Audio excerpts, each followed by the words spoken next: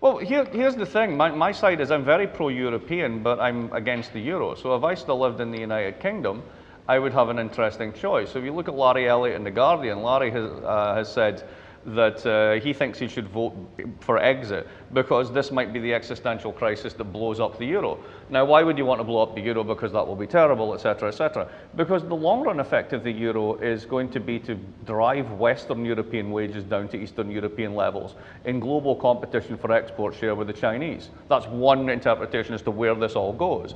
And that's going to be fine for the Eastern Europeans coming up. It's going to be great for very efficient exporters in the north. It's going to be an absolute disaster for France and parts of Italy, if not all of Italy, and certainly for Greece. Now, if you have a system in which one side's running a surplus and the other side isn't allowed to run a deficit because of the rules, the only thing the other side can do is permanently contract their economies to allow someone else to make money selling BMWs.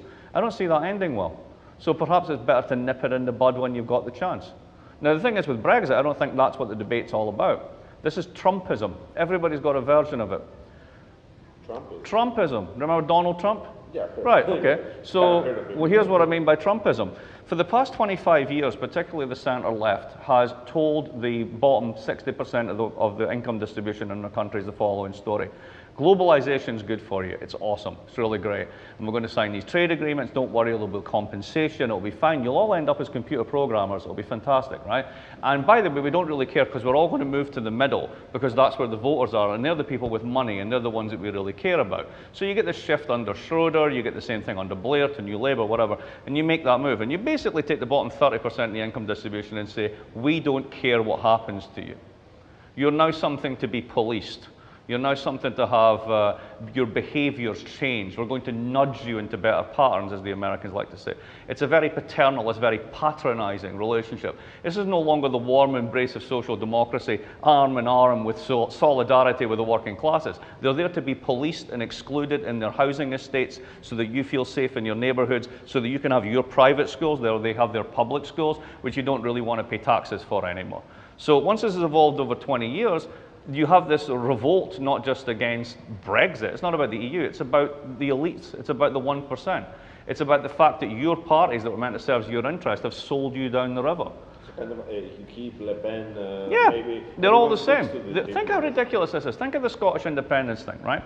So these guys vote to stay in because the entire British establishment links arm in arm and says, don't do it. And you've got to wonder why, because ultimately who's going to get hurt if they do it? People with money. So they're saying, don't do this, right? So, okay, they go, all right, then we won't do it, right? So then the SNP, the anti-austerity party, are in, they're like, aye, well, we didn't win that, but, you know, we're still in power, great, on you go. Okay, so what happens next? Well, if there's going to be a Brexit vote and to get out, then the Scots are going to vote to get back in. Okay, this is fun, right? So you're going to give up George Osborne, who's an austerity chancellor, for who? Dr. Schäuble. So your nice little Scottish welfare state's going to be really well protected by the tender embrace of the Germans. How's that working out for the Greeks? Not right. People aren't thinking this one through. This is basically a revolt against technocracy. It is a revolt against governance by unrepresented, unelected, undemocratic elites. And having had a government where every single district in your country says no chance, 61% say no chance, and then the result is we're going to do it anyway. You're basically proving to people that democracy is irrelevant. So this is global Trumpism.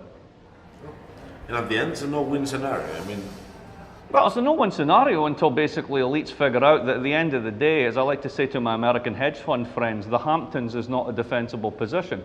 The Hamptons are a very rich area on Long Island that lie on low-lying beaches. Very hard to defend a low-lying beach. Eventually, people will come for you.